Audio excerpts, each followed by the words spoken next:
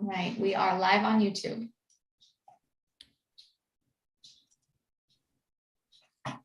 Thank you, Courtney. So I will share the agenda real quick, and then we'll call roll and we'll get into the agenda.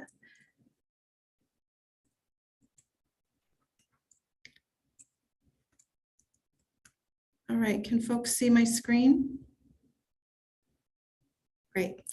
So we are going to share some information on tree canopy in Lakewood and discuss how that relates to tree canopy goals. And then one of the first actions the group will take will be to elect a chair and a vice chair. So I will stop sharing for a moment so that we can call roll.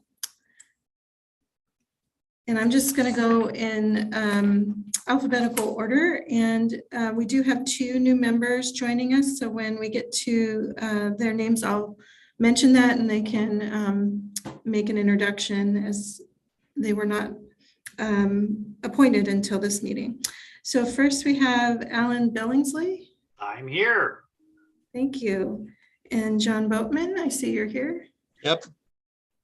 Ed Brooks. Here.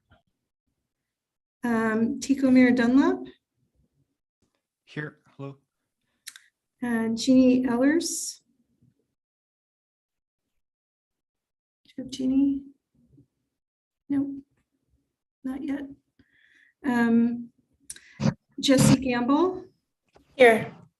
Great. And Micah Glassstetter. Here. And Melissa Jackson. Oh, yes. And Hank Jones. Hi, I'm here. And Sean Martin. Not yet? Here. Yep. Oh, great, thank you. And Maya Neff. Here. Great.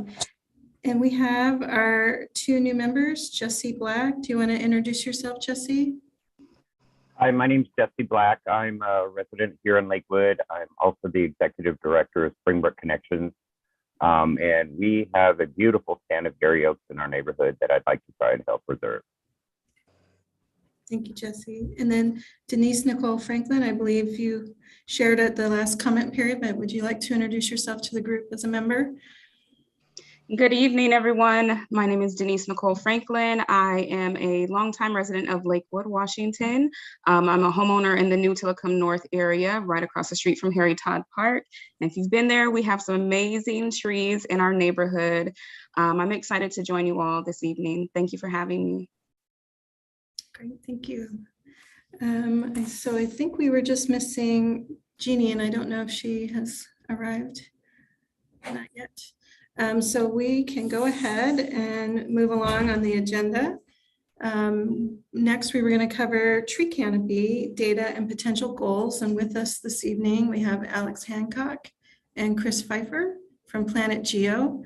I'll let them introduce themselves and they will share some slides with you. You did receive some in your packet. Much of the information was available, but some of it wasn't. And so you'll get some new information tonight. And we'll make sure that the latest version of the PowerPoint is made available to the committee after the meeting. So thank you very much. So Alex or Chris, do you want to take it away? Sure. Hi, everyone. I'm Alex Hancock. I am an urban forestry consultant with Planet Geo. I'm going to share my screen now, and you just let me know if this is working. Right. Yep, we can see the screen, and just want to say hi, everyone. And this is a great group and glad to be here. My name's Chris Pfeiffer. I'm Director of Urban Forestry Consulting Services and assisting Alex with this project to look at canopy goal setting and applying that to policy and strategies going forward for Lakewood's urban forest. So thank you. Yeah, so just to get us started with the agenda, give you an overview. First, we're going to do introductions, and then we'll go over what is an urban forest, just to give some context. Then we'll discuss the tree canopy assessment and Lakewood's tree canopy, and then go over some canopy goal setting and implementation. So as I said already, I'm Alex Hancock. I do want to add though that I did live in Tacoma for a year when I was an AmeriCorps volunteer. And so I didn't spend too much time in Lakewood, but I did visit the Stellacombe Dog Park there. So I'm familiar. I know you guys have some wonderful assets there, and I'm excited to be part of this project. And also just want to mention that Jeremy Cantor was part of this project as well. He helped to deliver the Canopy data from Earth Define, which is our partner. So Chris, do you want to add anything else at this point? No, I think this is good. Just wanted to again say thank you for the opportunity to present here, and we're excited to share some of our initial findings and how we're going to apply that going forward.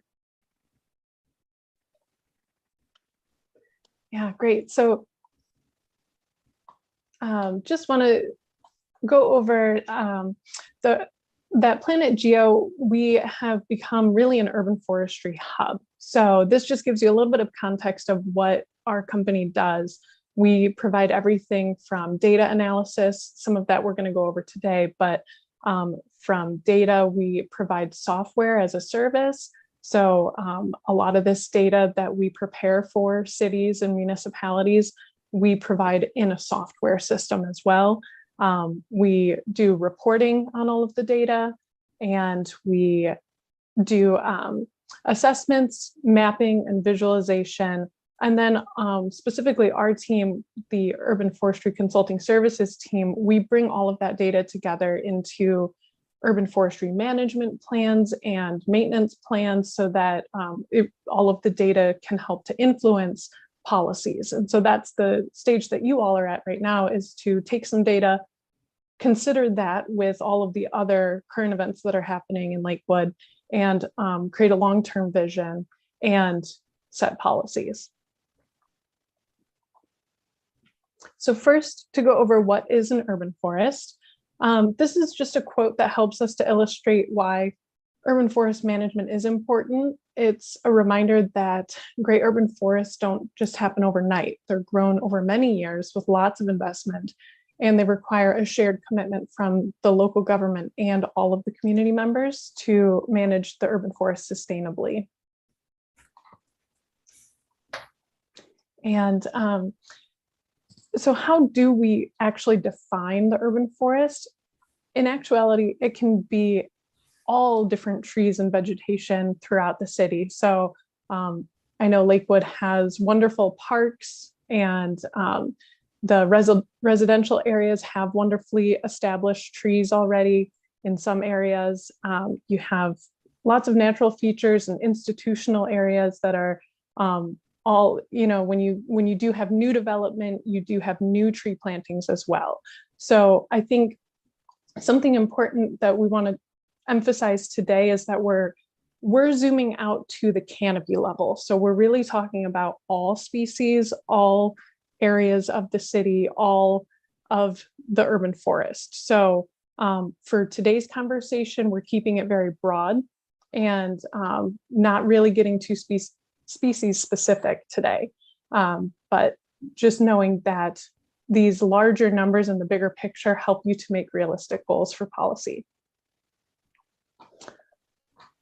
So talking about the benefits that urban forests provide, which many of you probably are aware already, but cleaner air, lower energy costs, wildlife protection, and everything else that you see here on this slide are common examples that all communities share.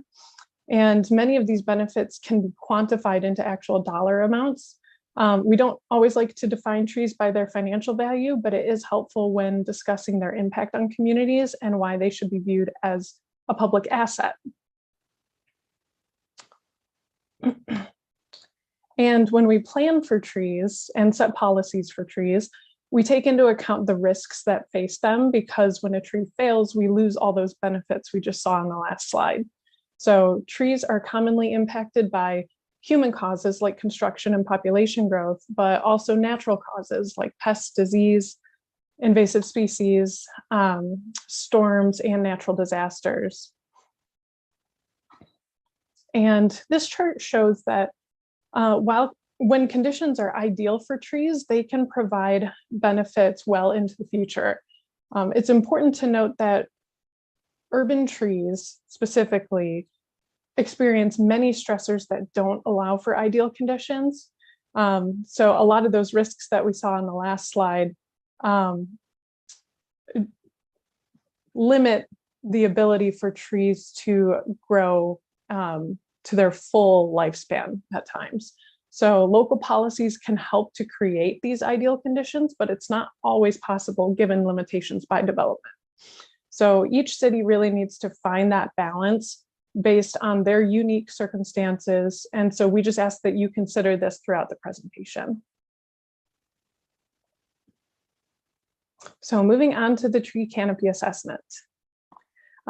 First, we just want to go over why tree canopy data is important. And so in general, tree canopy data can inform the policies that you're all meeting about. So we'll be using all of this data as a team while we make recommendations in the upcoming months, but it's good information for you to keep in mind as you're thinking about which policies you want to be working on most. So this just provides some baseline data. So tree canopy data can be used in many different ways. You can map actual and potential tree canopy. You can identify areas in need of more canopy, changes over time, and it even goes beyond that to actual wildlife or wildfire risks and risks to infrastructure and buildings. So the data that we're going to be going over today is very high level, but when you have more advanced canopy data analysis, you can really nail down more details such as the ecosystem benefits and measure carbon storage and sequestration. And just to, this is going to get pretty detailed here in just the technology side of things, but I understand that you may want this information and we can answer more questions about it later too. So Planet Geo has partnered with a company called EarthDefine, and EarthDefine provides high resolution tree canopy data. And they have what they're calling the US tree map, and that's nationwide. And this data is updated regularly every year or 2 years, depending on the area. And what's special about this data is that it is produced at 60 centimeter resolution. So lots of the commonly available data that is free to the public is actually at 30 meter resolution. So you can see in the example on the bottom right that one of them looks like a grainy picture and the other one is definitely very defined. So the data that we have through our partnership with EarthDefine is the 60 centimeter resolution data, and for Washington State, and that gets updated every 2 years. And the accuracy of the data is 98.3%, which is pretty amazing, considering all of the different factors that go into this high resolution assessment. So that's compared to the national average of 96.6 that EarthDefine has. And they proof a lot of this data by using actual point checks. So they'll actually find random points and confirm that they've selected the right type of land cover. So they do 1,000 points per state to make sure that they have accurate data. And so that's tree canopy data. And what's also provided to you is land cover data. So it's just slightly different. It covers different topics. So we're going to talk about that as well. Land cover data identifies different types of land uses land types. So you can see in the example here, there's tree canopy, non-canopy vegetation, impervious area, water, and then soil and dry vegetation. So that's an example from Bexley, Ohio. but we're going to go over some of Lakewood's land cover data today. And this data can help you to monitor urban growth so that you can see the change in, how much impervious surface you have today versus what you had 10 years ago. And by measuring this, then it's typically used to inform policy, tree preservation, and just to inform different procedures that the city may want to take.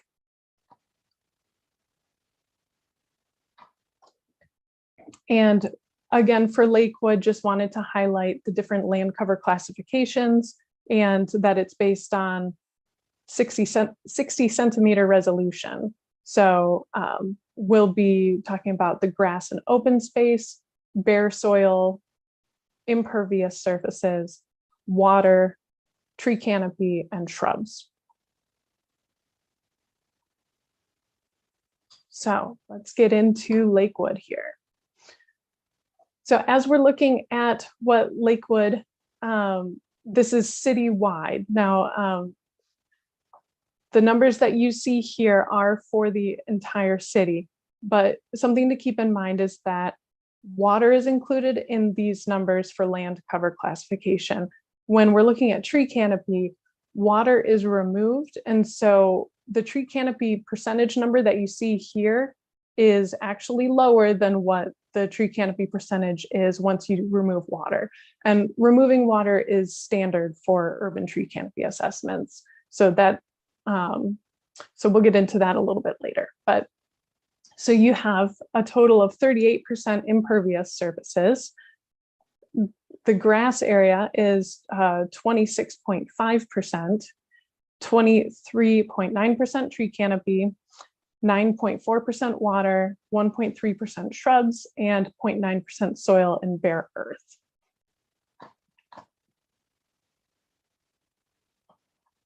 And as part of the delivery of this data, we were given multiple different boundaries to separate out the data, to look at it in different ways.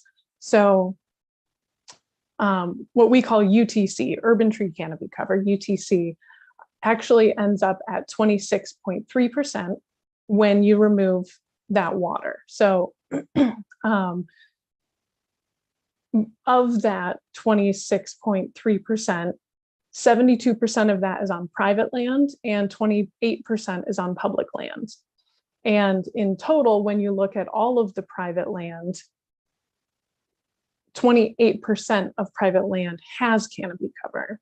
And then for public land, 22% of the land has canopy cover. So these are just different ways to look at the data. What we worked out through with Courtney at the city and Lisa at Burt Consulting, we decided that separating by private and public land use really allows you to take a look at where the canopy is located and help when you're looking at which policies you want to be setting, where you want to be focusing those policies. So you can see that since 72% of the city's urban tree canopy is on private land, that's a really significant part of urban tree canopy. And it makes sense. That's where most of the backyards are, and then larger commercial spaces, things like that. And then for 28% on public land, that's going to end up being the park systems and the roadways and a few other like public buildings included in that. So this is all good information for you to have in mind when you're thinking about policies. And then it is important to note that Lakewood's canopy has actually grown. So we did a comparison from 2011 to 2019, and the UTC has actually grown 53.5 acres, and that's a net gain of 0.5%. So canopy gain can happen for many different reasons. When you see lots of development happening around you, and it looks like a lot of trees are being removed. It's not that trees aren't being removed, but there are many reasons why the canopy can grow. So existing trees, when they are preserved, their canopy grows over time. And then often there are deliberate tree planting initiatives that happen as well. So lots of different ways that a tree canopy for the whole city can grow, but just good to note that Lakewood's canopy has grown.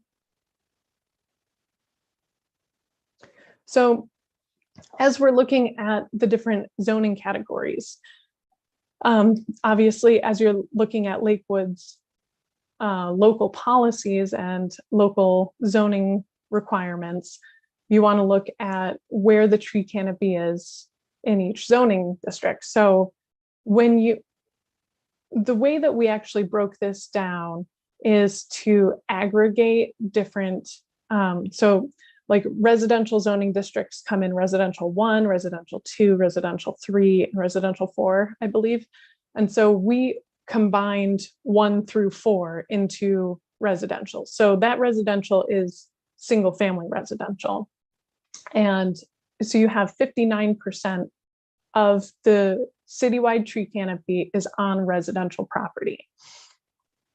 Then, and that is, you do tend to see that, you know, because there's so much residential land in the city, and there typically are front yards and backyards where people can have trees, then you do end up seeing a lot more tree canopy in those areas. But it is important when you're looking at your policies to make sure that there's enough required vegetative space for trees to grow.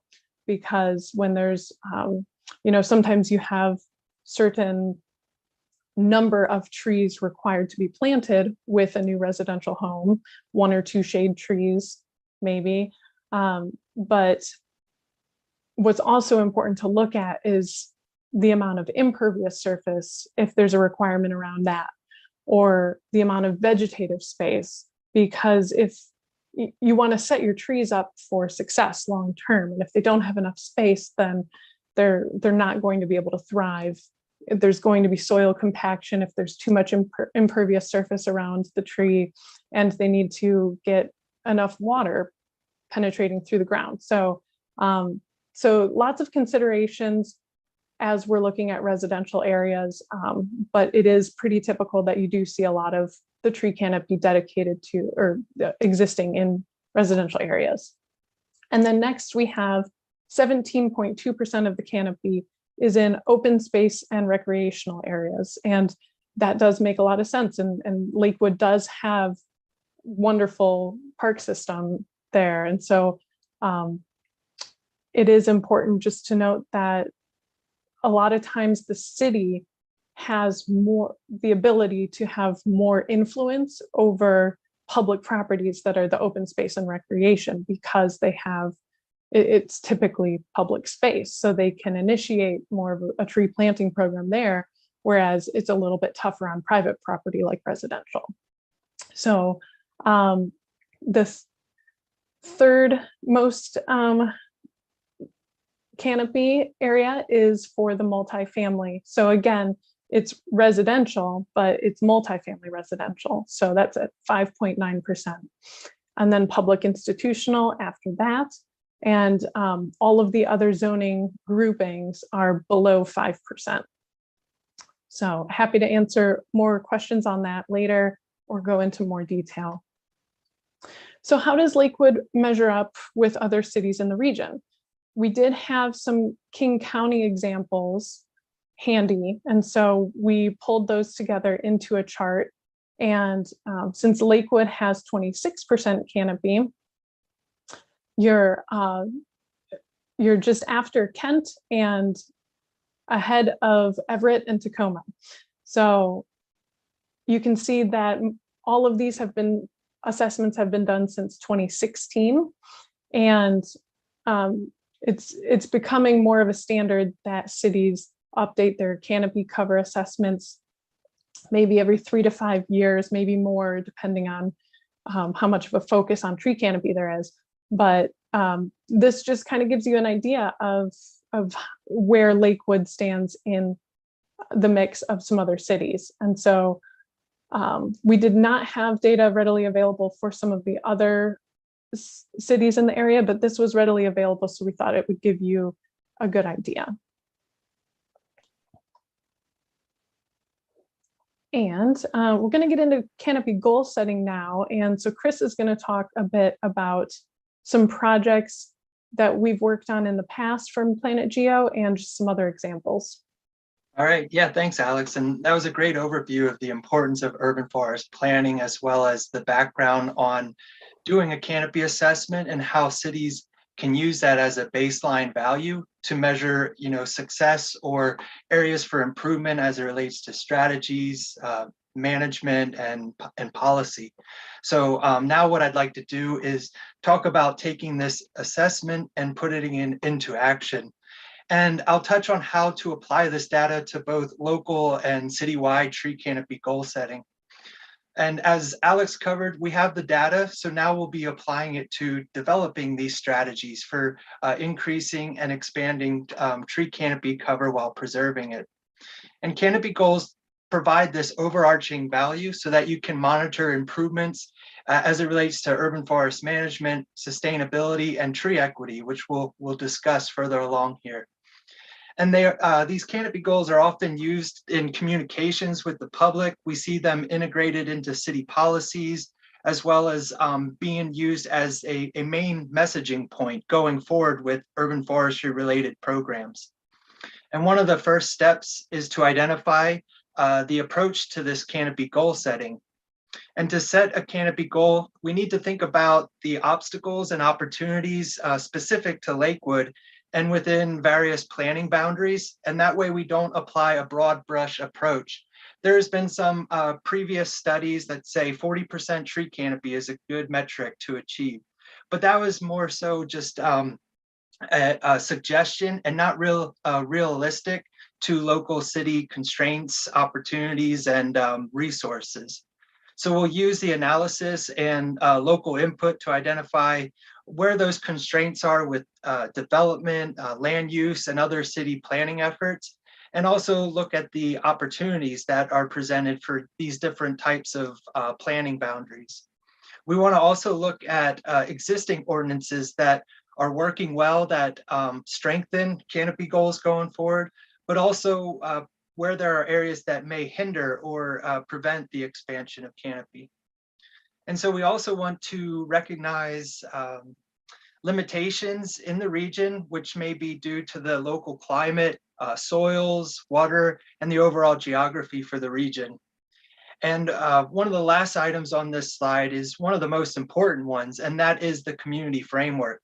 So you want to establish or strengthen policies and set canopy goals, but you need local community support and buy-in so that they support this tree preservation and expanding the canopy goal.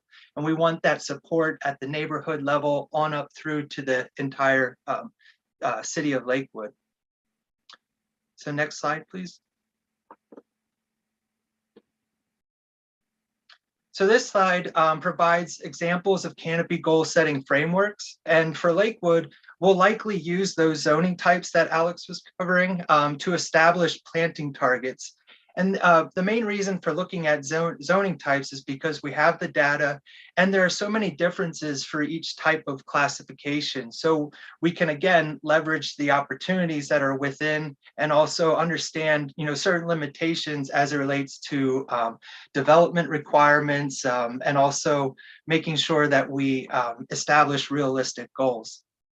And we also may look at establishing broader canopy goals, and these would all scale up. So we want to look at canopy goals for public land because that's the areas where the city has the most control and maybe some of the low-hanging fruit opportunities. And then we want to also have a private land canopy goal as well. We may also look at what it would take to bring low canopy and what we call low tree equity areas to a more sustainable level. And also looking at other data sets we can establish goals based on census data and socio-demographic information where we can target and prioritize underserved or vulnerable populations. And then we could also look at it from a reverse point of view in we establish specific targets to achieve. Maybe it's carbon sequestration for a climate action plan. And then we, again, look at it in reverse at how many trees would be needed to reach these service levels, these targets of carbon sequestration, for example.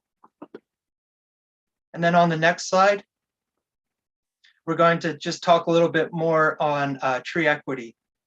So as I mentioned, low canopy and low tree equity areas may be used to inform canopy goals. And there are differences between the tree equity data from American Forests and the canopy data that Alex presented on, but we can use both to set local targets and scale that up to a citywide goal. And the tree equity score, just for reference, is based on equally weighted characteristics like canopy cover, income, employment, race, age, climate, and health. And based on the tool, we did the initial analysis and used the online tool to find that Lakewood has a tree equity score of 73 out of 100. And I'll expand on this on the next slide. So the 73 out of 100 tree equity score is a result of those metrics coming together for all of the census block groups in the city. And we find that a total of 17 CBGs or census block groups have a tree equity score between 0 and 63. So that's a lower than average tree equity score when the potential is 100. And then we find that only 5 census block groups have a score greater than 89. We can also look at tree equity among income levels and various populations, such as people of color. And one telling data piece on that chart on the right is that the census block groups with 80 to 100% people of color have almost 12% less tree canopy than the mean canopy cover percent. So we can use these metrics along with other strategies presented on the previous slide to establish those localized goals and priorities, and then the citywide tree canopy goal. And so the next slide will give an example of setting a goal using tree equity score. So here with this example, we look at how many trees would be needed to raise all census block groups to at least a score of 75. And then we have a number of trees. We can look at the planning horizon. You know, how long are we looking to plant trees in order to achieve the goal? That's something else we'll need to discuss. And we oftentimes align that with other city planning efforts or certain milestones that the city wants to establish. So with this example, you know, this is a starting point. We're going to use other data sets to develop these goals. But if we were to bring up all census block groups to at least a 75, it shows you how many trees are required. We can spread that out over the planning horizon and then see and forecast the future benefits of these trees.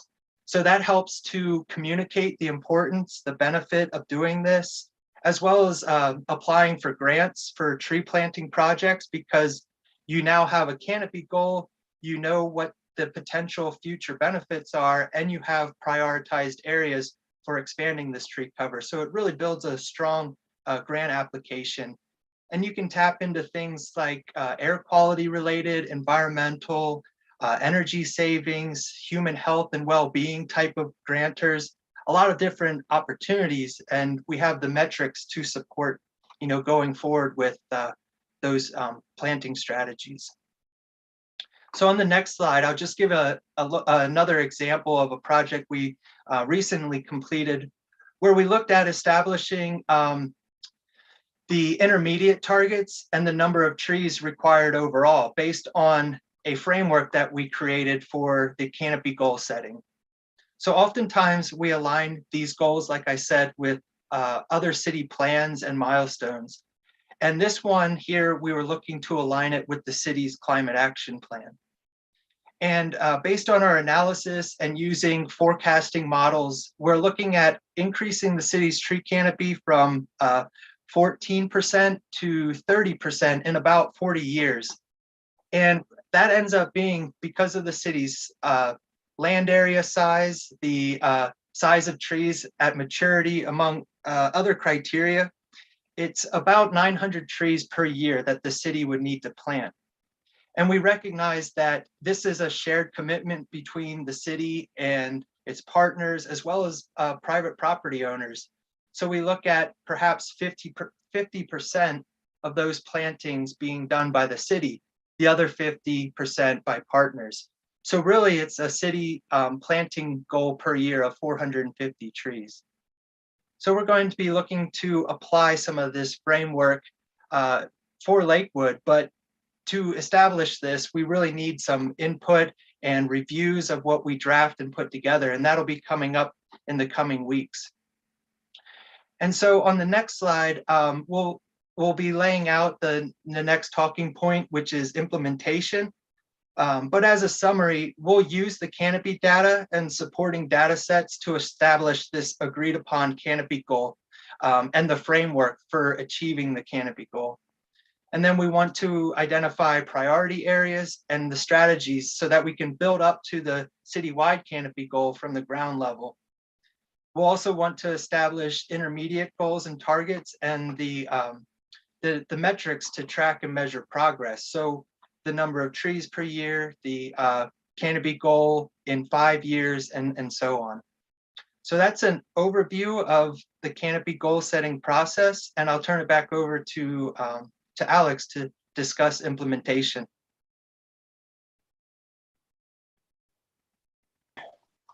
There we go. Thanks, Chris. So yeah, all of that information that Chris just went over really helps to set the stage of what's coming next. So in this implementation, there are many steps, but as far as the next steps, we're going to finish analyzing the Canopy data and use that Canopy data along with assessment of other ongoing planning efforts throughout the city and looking at industry best standards, best practices and standards so that we can make recommendations for Canopy goals. And those Canopy goals then will be used to inform the code and policy updates that are underway for Lakewood right now. So these code and policy updates are obviously part of a much bigger picture of code updates that are happening citywide. So we want to be sure that if we're recommending that something is updated in a certain land development code section, that it matches what it'll say in the comprehensive plan. So there are many steps into making sure that the Canopy data informs the right codes and the right planning efforts. So we'll be doing a lot more work behind the scenes before we see you again, but we will be sharing our code evaluation at the next board meeting. So that gives you an idea of our next steps. And just want to say, you can use the chat box for questions, or we can just answer live questions as well. And this is Chris and I's contact information should you want to reach out to us directly. So that's our presentation, and we're available for questions. Thanks, Alex. I think we have about almost 20 minutes for questions, and I think the way it's set up for the ad hoc committee is to raise their hand when they have questions. And also, I think we mentioned at our last meeting, ideally, if you have information or questions for the team, if you can share them with Courtney and myself, we'll make sure that Alex and Chris get those, and so we can respond to them as a group. Okay, so I guess, let's see. On my screen, I see Melissa has some questions, and then we have Jesse after that. Thank you very much for the presentation. That's very interesting information. Really appreciate it. I have a couple questions that arose as I was looking through the slides. First of all, a few of the slides are placeholders. I was wondering if we might be able to get the actual slides that you were able to put together for us at some point in the near future. Yes, absolutely. So it was the data slides. We didn't have the data analyzed yet. So yes, absolutely. As soon as we're finished here, I'm going to send it over and you should have it. Okay. I believe the practice, Courtney, is the goal is within 24 hours of the meeting. So if Alex gives it to us, it'll go back to the committee. And then my second question is, as you're putting together these plans in some of the cities that you worked in before, do you take into consideration native versus non-native trees in the canopy? Does that come into the recommendations, the types of trees that should be planted? Yeah, when we look to establish strategies, planting strategies, we look at species that will do well in the current and future climate, and also looking at diversity levels as well, because there's going to always probably be new tree pests and diseases that emerge. And so having a diverse population is really important to not be susceptible. And then also we look at, in most cases, planting natives do well even with the slightly changing climate. As things potentially do get worse, you got to look at some alternatives, but those planting strategies do place emphasis on natives. Okay, great, thank you. I believe Jesse was next. Yeah, my first question on the tree canopy cover where you compared us to other cities in Pierce and King County, which city on that list, if any, is most comparable to Lakewood in terms of acreage? I guess a size comparison would be my first question. And I don't know if that's just top of mind or maybe it could be a follow-up. Yeah, this was it. Yeah, I don't have the land data handy, so I'm not sure if someone else may have that data, but I'd be happy to follow up with that afterwards. Thank you. Yeah.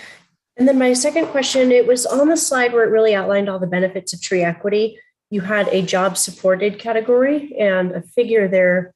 I was just curious, is that I guess the amount of folks that you would intend to, or a city would intend to hire based on planting trees, or the job support? I was curious what that meant and how that number was derived.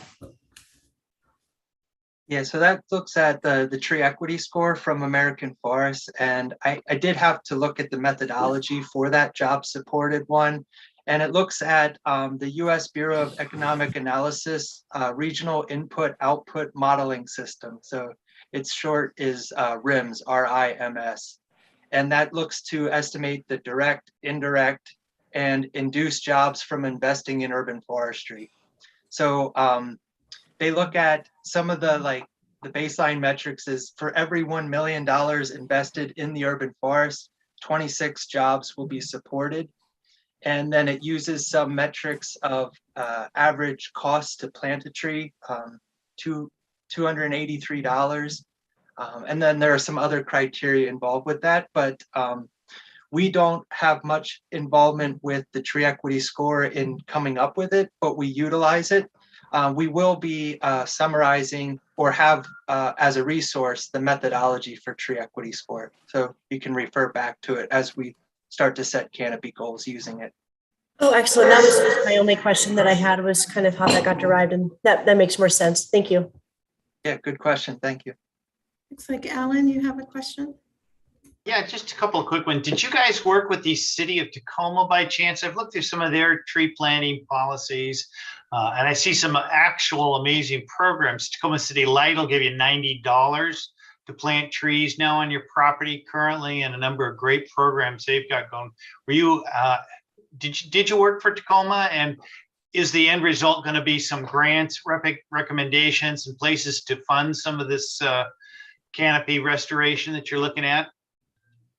Yeah, so we were involved with the Canopy assessment for Tacoma, as well as their urban forest management plan. I led the development of that plan. We looked closely at setting canopy goals, developing an in-house arborist crew, a 3-person crew, and rather than contracted or the adjacent property owner for public street trees. And then also one of the core components of this project was looking at updates to policies. And that included integrating canopy goals into their language and their Tacoma Municipal Code. As far as like different programs, we developed various planting strategies on how to achieve this canopy goal, laid out some initial recommendations, and then the city's really been spearheading that with, you know, like the examples you shared.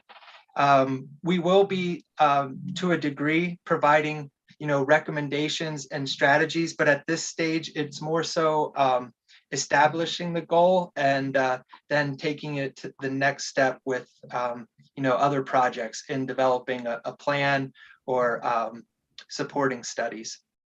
Yeah, great, thanks. Well, I'm very encouraged to what's happening there and look forward to what we're going to get. Great to hear. Yeah, thank you. Courtney? To circle back to Jesse's question regarding the comparable size, I did a quick search on the size of each city, and this is all in square miles. City of Lakewood is 18.89, so just under 18.9, and the closest city would be Renton at 25.23, and then it goes up from there to Auburn, Kent, Everett, Tacoma, and Seattle, the largest at 83. So it's a range. Lakewood is the smallest geographically of these comparable cities. Thank you. Thanks, Courtney. Do we have any other questions? Great. We'll be coming back to you, as Chris and Alex mentioned, with tree code evaluation. Part of our scope is to look at places in the comprehensive plan and related elements of the development code as we do our work. So more to come, as was mentioned, next time. Great. So I think we were going to elect chair and vice chair, and that was called for in the resolution. And I was going to share my screen. Courtney provided a memo to you on how to make that happen. And we'll walk through that while I'm pulling that up. If there's any other process questions before we get to the chair and vice chair, we have a couple minutes about our next steps. If there's any questions about that, we can check in there, and then I can get into the process for the chair. All right, it looks like we're good.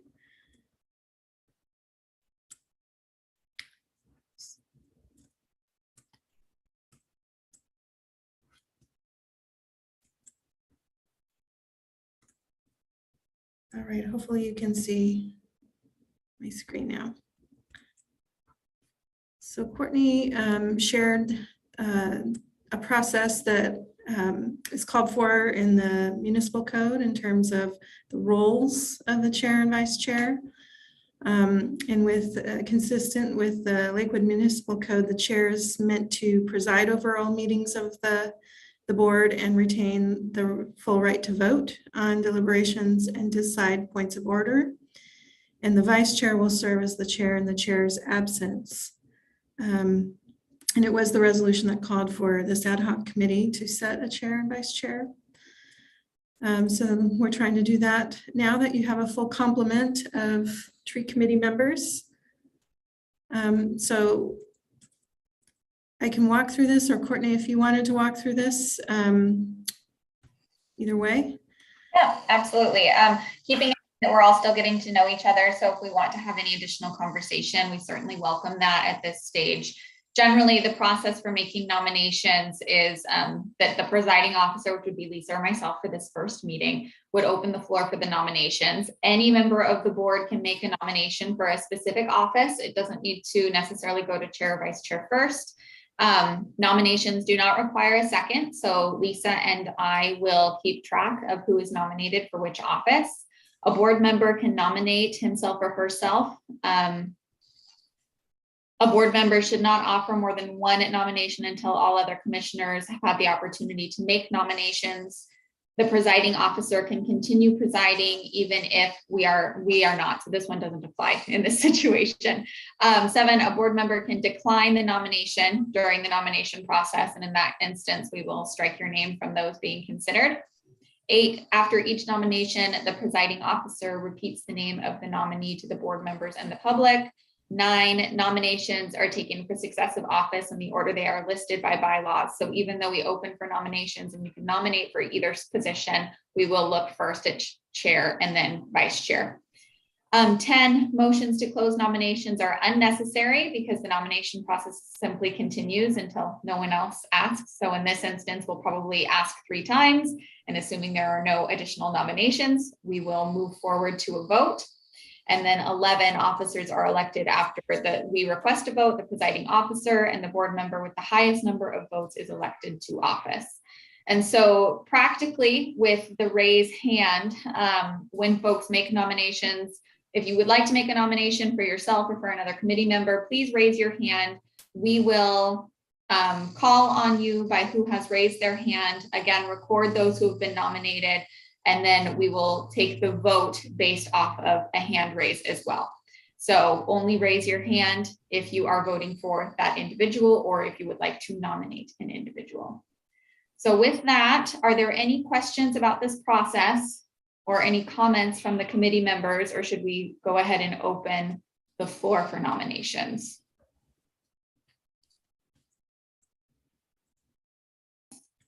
Looking for hand raised. I do not see any. Okay, so with that, I will open the floor for nominations. Would anybody like to nominate any fellow committee member or like to be nominated themselves? All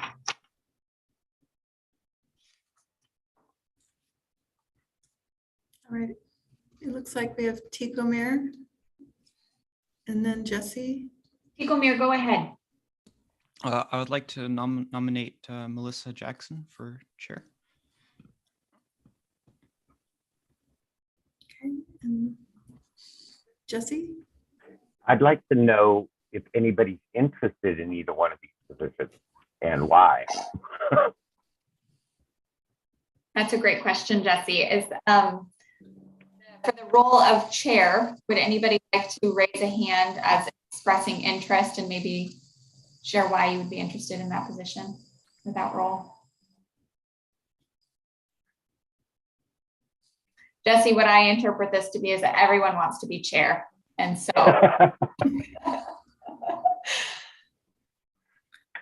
Alan? Mr. Billingsley. Yeah, I think clearly everyone on this committee is here with a passion to serve. So I don't think it's particularly important who we end up with the chair, because they're simply going to be the name at the top of the sheet instead of where they are in alphabetical order. But I'm clearly think that everyone here is capable of doing it, so we can pretty much move on forward with anyone in that spot. To clarify, the role of chair will be responsible for opening the meeting, calling on one of us to assume role. So the role that Lisa has largely carried out that in these first 2 meetings, the chair will go through the agenda, will call roll, we will call roll. We'll call on us to call roll and the agenda, announce who is going to be covering each topic, and then close the meeting. And then the vice chair will assume those responsibilities in the chair's absence. Mr. Boatman, I believe you raised your hand first. Oh, thank you. I just wanted to go ahead and nominate Hank Jones for vice chair.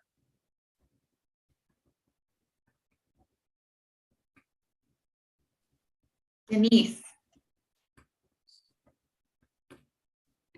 I know we don't second, but I agree with that. Hank Jones, being a youth on the board, just giving Hank an opportunity to shine, I think is very important. But I also wanted to know about, does the chair or the vice chair, are they putting together the agenda, or does that stay in-house with Courtney?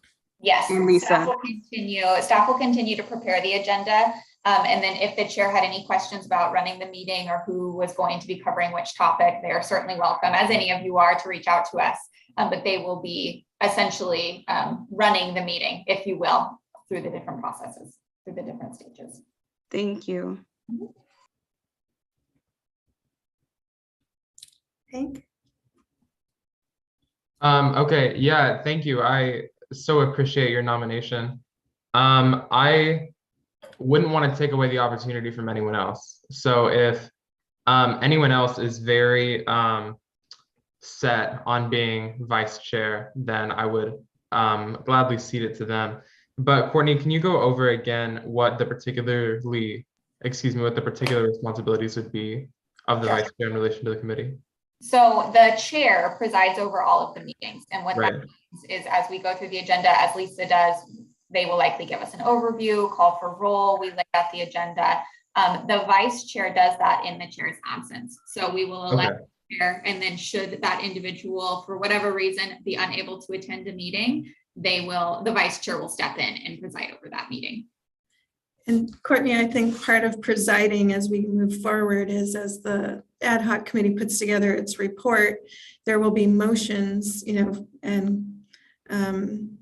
to determine if there's consensus, that kind of thing. So the chair would also, that would be part of presiding over the meeting, is overseeing that process.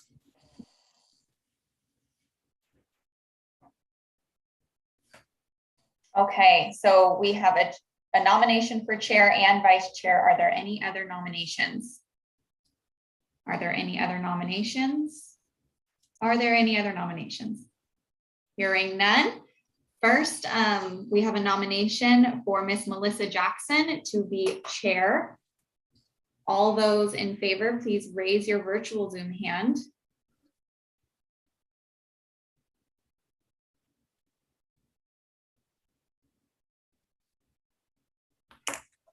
Great, I am seeing a consensus.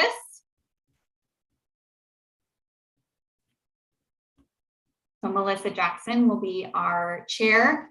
You can lower your hands now for the second.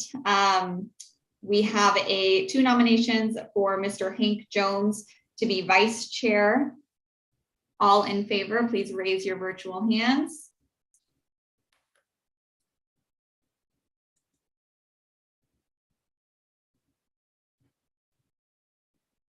All right, I'm seeing at least 11 with those, so we have a consensus. Congratulations, Melissa Jackson and Hank Jones, you are our chair and vice chair. With that, I'm going to hand it back over to Lisa, and Lisa, if you want to hand it over to Ms. Jackson, feel free, or we can wait until the next meeting and you can get comfortable with the role. Melissa, I would offer you the opportunity if you wanted to say any words as we proceed through the final steps of the agenda, or I'm happy to continue and you can start fresh. Well, thank you very much for the nomination, and I look forward to serving everyone as best I can. I'll probably allow you to go ahead and finish the agenda for today, and I'll be better prepared next week. Thank you so much. Thank you. All right, so our final agenda item was to just go over next steps. So we had wanted just to comment on the engagement and code review process. I think we've covered the next steps on the code review pretty well as we went through the tree canopy goals, but just to say that ahead of your next meeting, there will be code evaluation and issues and options identified for the committee's discussion. So that's the code review part of it. Jonathan and I covered last time that our scope includes certainly helping facilitate the the committee, but also to do some other public engagement. So we have met with Courtney to go through the public participation plan that had a list of potential interested parties and agencies. And we're developing a fact sheet. We're planning to get that out to this committee as well as everybody on the list that shares more. Now that we have a little more information about the tree canopy, we can also share information as well as process. And then we will be developing a short poll at some point to share with the public to answer some questions around tree canopy goals and approaches. And then later we're thinking we will work towards getting a tree tour that may come to allow enough time to advertise that may come around the time that the tree committee is finishing your recommendations, and we could announce those recommendations and the tree tour, and then that could be a transition point off before it goes to the planning commission. So those are just a few of the things. I think as part of getting the fact sheet out, we're also going to have interviews and offer to speak with people about the work you're doing, and we're planning to share the results of the interviews and any polling results before your final meetings. And then, as I mentioned, then we'll share that forward with the Planning Commission and the City Council, and we'll likely have that tree tour as another activity. So, Courtney, any other things I missed there? The only thing that I would just like to mention again during this meeting is regarding agenda packets. There was some problems with the file size, and some folks got their agenda packets on Mondays. Our goal, or yesterday, our goal is to publish those agenda packets Friday before the Tuesday meeting. If you find that you have not received it on Friday, please feel free to email me, or all of them will be posted online at that cityoflakewood.us/tree-committee. So you can also find the information there. And I will request that you, at least for a while, confirm if you have received an email. That way I know that everyone is in receipt of the agenda packets. And if you find that you're having any troubles, please let me know. If we have a larger file size, I may just, instead of uploading the entire document as an attachment, just link you to the location on the website. So if you have any problems finding it or navigating that, please reach out. Tico Mary, you have a question? Oh, by the way, I was wondering, would there be public comment today?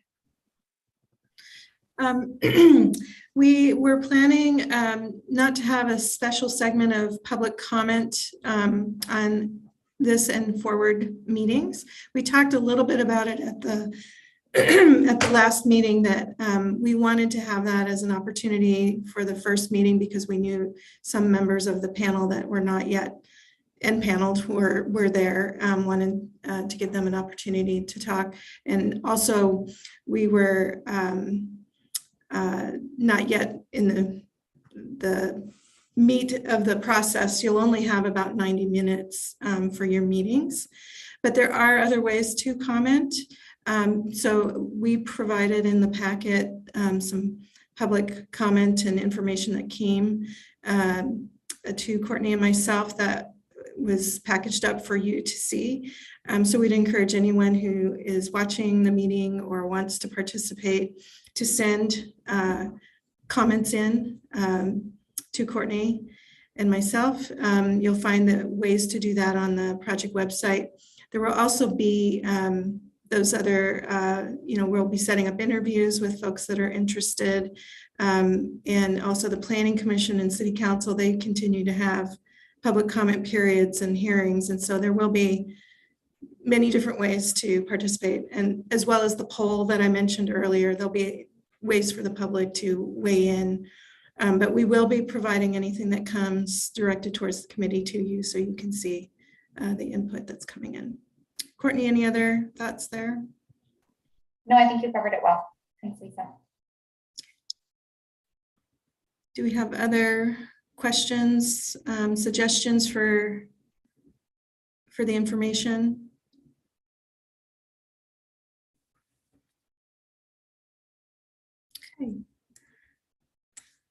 Well, Courtney, I think that was everything that we had put together in the materials for tonight. And we will work on that agenda, but again, likely topics, the code evaluation and a follow-up to the goal information. I think that with that, we finished our agenda, Courtney. If there's nothing else, I think we can save our energy for the next meeting. We'll have plenty to talk about. Yeah, thank you all. And I would like to again thank Chris and Alex from Planet Geo for their presentation this evening. And we look forward to hearing from you in a couple of weeks. Yeah, that sounds good. Thanks, everyone. Looking forward to it. Have a great night. Thank you. Thank you.